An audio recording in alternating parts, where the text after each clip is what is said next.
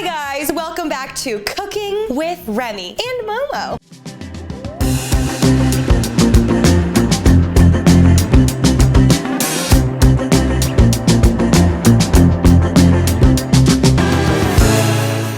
Let's get cooking. Thank you so much for all the love on episode 1. This series is seriously so much fun and I'm glad that you guys are loving it as much as I am. In today's episode, I called some of my best friends and asked them what their favorite recipes are that I make, and I have a few here that I want to share with you today. These are recipes that I've been making since high school, or recipes that I've just kind of recently started making that are just well loved amongst my friends. I want to share them with you guys because you're also my friends. In this episode, we're going to be making my famous chicken tenders. I made up this recipe back in like high school or so, and I've been making it ever since. They are my best friend Kaylee's favorite thing I've ever made. We're also making my healthy Twix bars, which I made up in quarantine, and they are Cal's absolute favorite. And lastly, we're gonna be making a caramelized onion dip, which I started making recently, and my friends go berserk for it, along with a fried pita that I started making because a hometown restaurant makes them. It is so good. It is life-changing. It goes with every dip, and you're going to love it. I am hungry. I hope you guys are ready, and let's get cooking. Starting off with the caramelized onion dip. I will say this step right here definitely takes the longest, just focusing on the onions, but it is absolutely worth it. This compared to the stuff in the packet, nothing compares. So starting with 5 large sweet onions. I know this looks like a lot of onions. That's because it is a lot of onions. We are going to thinly slice these and then caramelize them. That's what makes them really sweet and adds a nice amount of flavor to the dip. To avoid crying with your onions, take a wet paper towel or a cup of water. Basically, why you cry so painfully while you cut onions is the onion odors are going to find the nearest water source, which is usually your tear ducts. So if you put this here, it makes your eyes fine, I swear. Chop off the top, chop off the bottom, peel the outside. Any day now. Oh, I think I got it. We got it. We have our whole peeled onion. Slice it right down the center, 2 halves. This right here is going to be your best friend for this dish. It's called a mandolin. If you don't have one, that's okay. You can cut them by hand. I have done that. It just makes it take way longer. So we're gonna take our onions. Be very careful with your fingers. I have my mandolin on like the thinnest setting. You're just gonna run the onion down over and over again till we have very thin, almost translucent onions. You see that? They're like paper thin. Can you see there? I'm gonna keep doing this and I'll come back. I ended up only doing 1 onion just to save time, but as I said, you need 5 onions. All of the actual ingredients will be listed here on the screen. I'm gonna take just a little bit of the butter that I normally would use because I'm using 1/5 of the onions on low heat in a saucepan. I'm gonna drop my butter in and let it melt. Once my butter's in the pot, I'm gonna take my onions and throw them in and just keep stirring. It's gonna take about an hour or so. I know it's a long time, but I promise you it's worth it. You're cooking it on really low heat, so all the natural sugars come out. That's what makes it kind of jammy and sweet. And I prepped them with cooking show magic last night. This is what they should look like. Beautiful. As you can see, the 5 onions that usually would be like this high has condensed down into a nice bowl size. I threw these in the fridge overnight, but all you have to do once you finish cooking the onions, throw them in the fridge for at least 30 minutes or so, and then we can move on with the dip. The hard part is over. This is now pretty much the easiest thing ever. I have here, this is a Midwest dream. We have here a large amount of sour cream that we're gonna throw into our bowl. Beautiful. And depending on if you like more or less onions, I like a lot of onions in mine. So if you like less onions, put less onions, or put more sour cream and more cream cheese, which I have here. I'm just gonna throw this in. I love the cream cheese and the sour cream because it adds like a nice acidic taste with the sweetness of the onions together. Next up, I'm adding in herbs. I have chives and dill here. These are some of my favorite herbs ever. The chives are really nice and mellow. If you want more of like a punch of flavor, you can do green onions if you'd like, but we got a lot of onions going on here. So I'm just going to chop these up. I'm gonna take my dill fronds. Yes, they're called fronds. I actually added this dill in because of my friend Jerry. He was eating my dip and he was like, you know what this could use? Dill. And I was like, you are right. It really does add so much more brightness and like a nice flavor. If you don't like dill though, don't add it in. No worries at all. Chiffonade that bitch. Oh my God, put that on an apron. Also, ranch powder, another Midwest dream right here. It adds so much flavor to it. I just got it all over my hand. Yeah, really good. I'm gonna add in my dill as well as most of my chives. You can save some to garnish also, or if you want, chop up more later. We have here the chilled onions. You wanna make sure that they're fully chilled before you add them in. I have also done it when it's hot before because I couldn't wait and I was not being patient, and the heat melted all of the cream product. It just like didn't taste very good. This allows your whole dip to stay really nice and fluffy and thick. This is gonna be good ASMR. Ooh, I'm sorry. Onions are in. I'm going to break everything up really nice. And then just break everything up together. You wanna make everything become homogeneous with the cream cheese and the sour cream. Onions. This really is a lot of onions. It's like mostly onions and a little bit of dip. My dip has come together and I realized these onions were a little bigger than I normally use. You can totally eat it like this, but I am going to add a little more sour cream and a little more cream cheese to mine just to make it a little bit less oniony, but that's the fun of cooking. You can really do whatever you want. But today, I'm just gonna add in another glop of the cream cheese and a little more sour cream, or a lot more sour cream, and then mix. Stir, stir, stir, stir. Oh my God, it's a workout. My arm is cramping. This is what it should look like. I'm now going to season. I'm gonna add lots and lots of pepper, salt.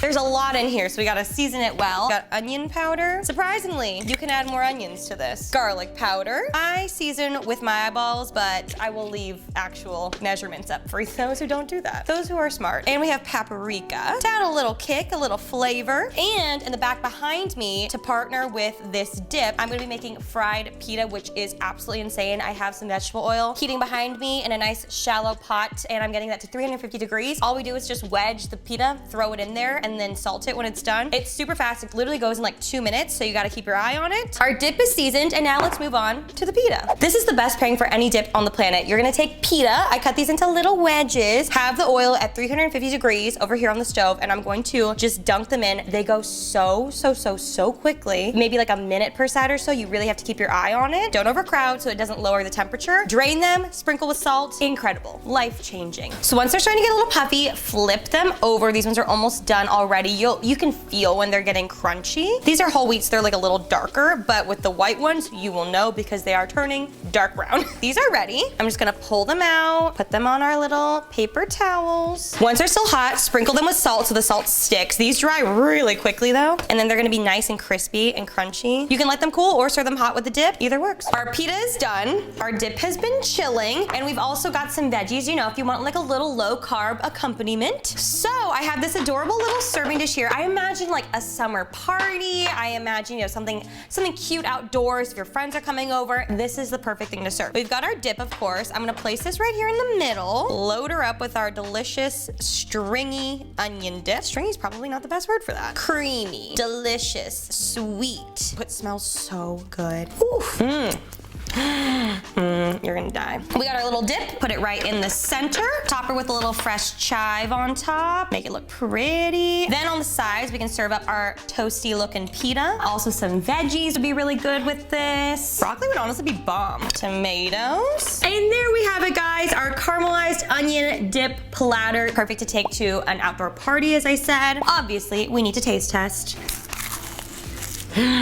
Please try it. Let me know what you think. I know you're gonna love it. Let's get on to the next recipe. I think I have dip on my lips. On to recipe number 2. Today, we are going to be making my famous chicken tenders. If you guys are OG vlog watchers, you probably know this already. I came up with this recipe back in like high school or so. I've been making it for years, and it is a friend favorite. First up, you're just gonna take a loaf of white bread. You can use Wonder Bread. This is home fried butter top bread. Literally any bread works, and you want it to be nice and dry. Normally when you're making a breadcrumb, you use really stale, old bread. I tend to use kind of like fresher bread, but you just want it to be a little bit drier. So I usually, if I'm gonna make these, leave the bag open just overnight to let it kind of get a little bit more air. But if you just bought a fresh loaf, you can throw them in the oven at like 250 degrees, line them up on a cookie sheet, bake them for like 10 minutes or so they get nice and crunchy, but whatever works. So I'm just gonna take some of these bread pieces, throw them in my blender, put the top on, and turn her on. Turn it off, give it a little shake, shake, shake. Maybe go in smaller batches, actually. Noted. If your blender's having trouble, just tear up little pieces. You want the breadcrumbs to be nice and coarse, nothing too fine. There we go, baby. Oh, that looks good. Note to viewers, maybe only put like 3 to 4 slices of bread in at a time, but we are good to go. I'm gonna throw my breadcrumbs into a shallow dish, and we are going to season the breadcrumbs. I like to season almost every step of this just to make sure that it gets ample flavor. To season our breadcrumbs, I'm gonna use my favorite seasonings over here. We have salt, pepper, onion and garlic powder. Again, I will have measurements listed on the screen. And paprika, lots of this. It gives it really good color.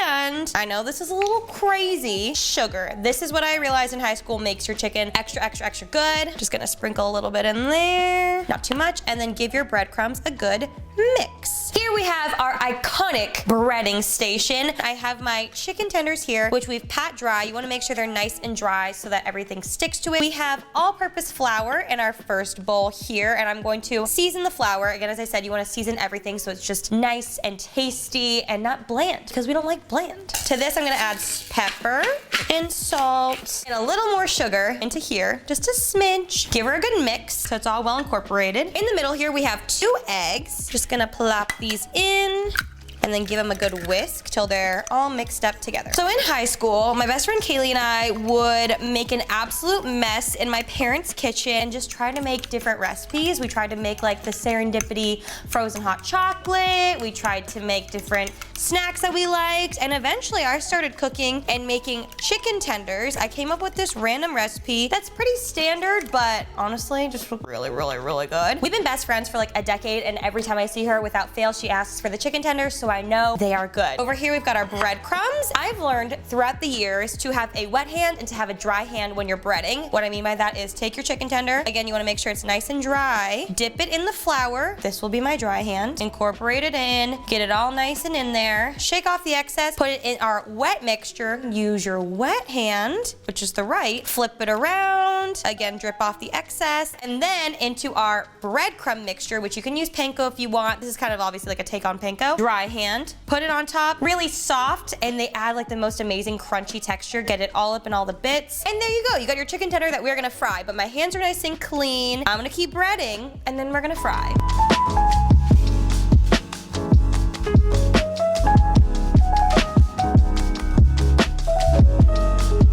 Today is the episode of deep frying. We have our chicken here. We've got our oil going at 350 degrees again. We're going to gently, woohoo, just put them in there. They should sizzle just like this. Cook them for like 4 minutes or so. They're gonna rise up to the top as they get lighter, and give them a good flip. Cook them for another 4 to 5 minutes, and then we're gonna season them one more time again because we don't like bland. And then that's it. Easy as pie. Easy as a chicken tender. Our chicken tenders are out of the fryer. You can also air fry these if you want them to be a little bit healthier, but we're not going for healthy today. Now, the piece de resistance. I have all my seasonings here mixed in a bowl. Sprinkling the seasoning right on top of the hot chicken tender is an absolute game changer, and I feel like this is what makes Kaylee come back for more every time. I mix together the sugar, the salt, the pepper, garlic, onion powder, and paprika again. Also, I have some fries cooking in the air fryer behind us, so I'm just gonna sprinkle them all with the seasoning so they're extra flavorful, and then we can serve them up. Here we have our chicken tenders. I served them up with some crinkle fries, obviously, because crinkle fries are elite. We've got some ketchup, we've got some ranch. Now time for our ASMR taste test. I haven't seen Kaylee in a while. I still got this. This is amazing. Let's do the last recipe. Last recipe, this is my healthy Twix bars. I am obsessed with Twix bars. It's my favorite candy, and I wanted to make one with a little bit of cleaner ingredients, things that are a little bit better for you. So let's get going. We're gonna start with the almond cookie base, which is almond flour, which I have here. It's really, really, really easy, along with coconut oil that's going to bind everything. That is a virgin coconut oil that I melted, so it's all nice and liquidy. I also like to add a little bit of orange zest. This is a Jeju orange, which is from Korea. It's extra sweet and delicious, but you can use any orange that you like. I found that this just adds like a little bit of extra flavor, and I love a chocolate orange mix, so I started doing this. I'm obsessed with dates and making desserts with dates, so I'm always trying to find new ways to do it. A really good recipe is take a date, fill it with some almond butter or some peanut butter, and put some chocolate on top, and it tastes like a Snickers bar. So that's what kind of inspired this recipe. Was I was like, I want to make other candy bars also using dates because they taste like caramel. Obviously, they're very healthy for you. Orange zest is in. That smells so good. I'm going to use monk fruit sweetener. You can use stevia. You can use regular sugar, whatever you like. This is the most similar sugar substitute that I found. Almond extract, which is my favorite extract to ever exist. A little goes a long way. We've got vanilla extract. You can use vanilla paste if you want, but whichever works. I'm going to do like 3 capfuls of this. 1, 2, 3. And lastly, I'm gonna eyeball this, but about 3 tablespoons of water. And then just give this a mix. Also, my oven is already preheating to 350 degrees Fahrenheit, and we're gonna press this into, you can really do whatever sort of pan you want. I usually do like a loaf pan, but if Cal really wants a lot, then I'll make it in like a casserole square dish. I came up with this recipe whilst in quarantine while I was home all the time because I was just making so many new things, trying new things out. And this is by far my favorite one that I came up with the entire time. It should have like a crumbly texture like this, where if you pack it together, it sticks like that. It kind of looks like a sugar cookie dough. And you can eat this raw if you want. you can make it like raw cookie dough. As I said, I'm gonna use a loaf pan. I'm gonna put my parchment paper in because this just makes it a lot easier. And just take my little dough and plop her right inside. So this amount of dough is perfect if you want a really thick cookie in a pan like this. You can make the same exact recipe and press it into a pan like this. This is what I wanna make a lot of them and get a really nice thin cookie. So whichever you prefer, but again, I like the cookie. With clean hands, I'm just going to press this into the bottom of the pan so it's nice and even. Give it a little punch, punch, punch, punch, punch. These nails make life hard. Lastly, before we bake, I'm just going to take a fork and just fork the dough all around, and this is going to allow it to not have bubbles when it cooks a little bit more evenly, and just overall helps the dough. Looks great. Now we're gonna put it into an oven at 350 degrees for about 10 to 12 minutes or so. Let it cool, and in the meantime, we can work on the next step. While the cookie base is baking, we're gonna move on to the center. I'm using dates in lieu of sugar for caramel today. It's a great way to add vitamins, a nice like chewy, sticky texture to your candy bar. I have pitted medjool dates here. You can pit them yourselves, but if you want to buy them pre-pitted, do that because it's a little bit easier. And to soften them up a bit and just to help out my blender, I've put them in a bowl of hot water for about 10 minutes before, and I'm going to drain these now. I'm gonna drain like 80% of the water. I'm gonna keep a little bit just to help the blender, again, move correctly. Dates in, little bit of the water, and then I'm going to blend these in my blender. You can use a food processor too if you want, but I'm gonna use my blender because I don't have one. Just like that, we have caramel. We have our cookie that is cooled. I let it cool completely. Now we're gonna take our date mixture and a nice spoon and just plop it right on top. You're gonna smooth it over in a nice thin layer. I'm gonna throw this in the freezer, start melting some chocolate, and then we'll get on to the next step. Our bars are out of the freezer, and I have my melted chocolate here. I'm using vegan dark chocolate, but you can use whatever chocolate that you'd like, and I'm just going to spoon it on top of our bars. And last but not least, flaky salt. I know this sounds kind of weird, but I promise you, it brings out the flavor of the chocolate and the almonds and the dates so well, and I feel like don't even have them if you're not gonna put flaky salt on top. So I'm gonna sprinkle this on top. Once they're all done, I'm gonna pop them in the freezer to let everything set up for 30 minutes to an hour. You can even do it overnight. Then when they come out of the freezer, to make the cuts nice and clean, you can run your knife under some hot water, dry it off, and then make nice clean cuts, and you're good to go. You got healthy Twix bars. And now we have our healthier Twix bars. Again, I cut them with a hot knife to allow for these beautiful clean edges. And of course, we have to end with a taste test. So here we go. You gotta chew, hold on. So good. I love the thick cookie with like the gooey caramel and then the snappy chocolate on top with the flaky salt. Everything goes so well together. Also noted, pretty sure these are vegan. So you guys should definitely try them out if you like Twix bars, if you like caramel, chocolate, and cookies. You can't go wrong. Thank you guys so much for watching episode 2 of Cooking with Remi. If you guys like this, be sure to give it a big thumbs up. Let me know what recipes I should do in the next episode, and I'll see you next time. Bye.